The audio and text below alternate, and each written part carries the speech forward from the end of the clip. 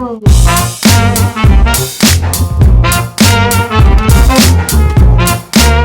how you doing? Welcome back to the Lego King channel, guys. And today I'm going to be discussing all the new content we know and have heard of, rumors and all that kind of junk since the first release trailer of Lego Star Wars: The Skywalker Saga. So, first off on the list, last time I talked about this thing, it was back in January, I think, when the trailer released, or March maybe, and I kind of just talked about the trailer and what might actually happen in the game. But now we know a little bit more news about the game and what's actually going to happen with it. There's been a couple things, especially some leaks, and even a new trailer since the last video I've done. So it's been actually revealed, or maybe a leak actually, that there's been like a picture of someone actually gaming studio where they made the games, that like a screenshot from the game, like a level design that they were working on, and it looked like it was from Episode 3, General Grievous's ship. I don't know what that's called. Maybe it was the Invisible Hand, but don't quote me on that. But that looks pretty cool. I'll put a picture up there right now for you to see, but it definitely looks like it's not finished yet. I mean, I feel like they're going to add a lot more texture, but that's just kind of like the ground look, I think, of it. Another thing is about this virus that's going around. It's just, I don't know if the game will actually release when they were saying or when it was rumored to. It was rumored for April, I think. But, I mean, in Target's website and Amazon's website, it was always, I mean, December. Maybe they just did it because it's a safe date, and if it's not, you know, not this summer, then they can easily just say it's that and then change the date later if they want to. But, yeah, it seems like it's usually going to be like December 31st of 2020 that it's going to release. At least that's what Target says.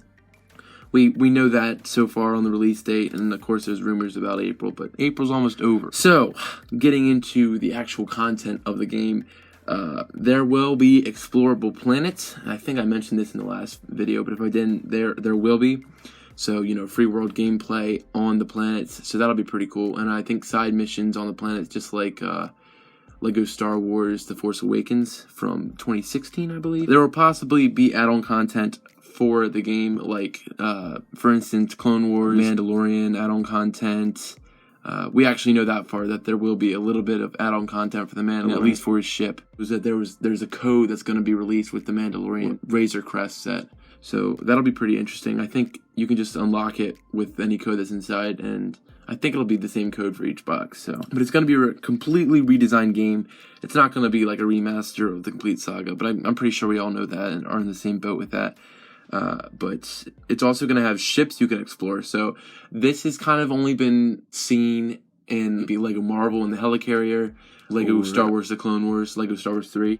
That was your lobby, basically. You could go around the different ships. Only two, though, I think. The Separatist and the Republic.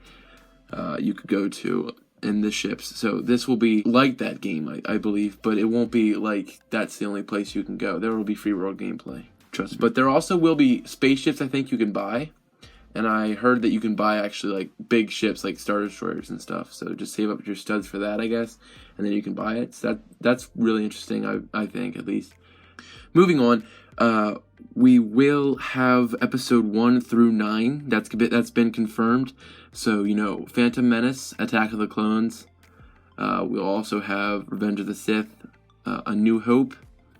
We're going to have The Empire Strikes Back, Return of the Jedi, The Force Awakens, The Last Jedi, and, of course, the new addition to the Star Wars sequel trilogy, The Rise of Skywalker. So that will be very cool to have.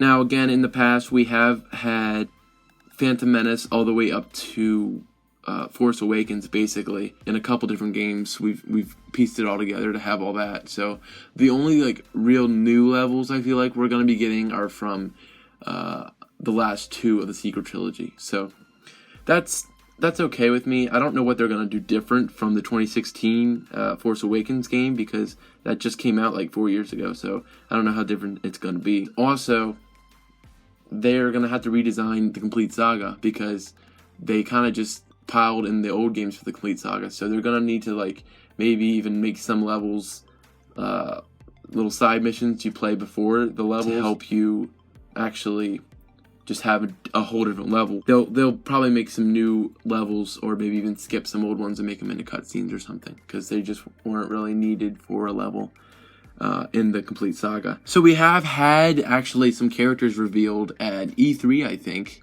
or maybe it wasn't E3. I don't know if E3 actually happened this year, but we do have some pictures, and of course we're gonna get like Anakin Skywalker on Han Solo and stuff. These are the characters that they showed off at E3, I think, and their little character designs and what they do when they're left alone. Obviously clear we're gonna get Jabba the Hutt and people like that. It's only the people that are side people, like the bartender from the Tatooine Mos Eisley Cantina. We don't know if he's gonna be in there or not, but it doesn't really matter if he's not. You can't have levels from the sequel trilogy with important structural characters to the story and not have them playable. So you've heard it from me. I do believe we're gonna get all the main characters like Han Solo, Rey, Obi-Wan Kenobi, people like that. So with that said, it'll range from probably like 400 characters or something. I don't know how many characters, but that's going to be pretty cool too. I actually am really waiting to get this game. I've been waiting for it to come out for a long time, because that's basically all I want to spend my money on this right now. So I want to pre-order it and just play it, but this virus, I think, has put that on hold. And TT Games is having to take a break on the game, I do believe. So the release date might even be biting into 2021, which will be really sad if that happens, but it could happen, and it most likely will happen, considering the devastation that this virus has caused to people's jobs. But DT Games is really struggling to get the game done, because they know a lot of people want to see what they can do. So explorable planets would be like, Tatooine, planets that kind of matter, like Endor, Exegol maybe. So that will be pretty interesting to see how they turn out. They might be actually like little small locations in each planet, so it doesn't have to be a huge hub world per planet. But something similar to that of the Force Awakens gameplay. But with all this considered, please consider subscribing, leave a like down below, comment down below what your favorite part of the video was. Also, I'll leave a link down below in the description for my Instagram if you want to go check that out. It's where I take pictures of Lego and make posts for every time I post on YouTube. So feel free to go check that out, and I'll see you guys next time on the Lego King channel.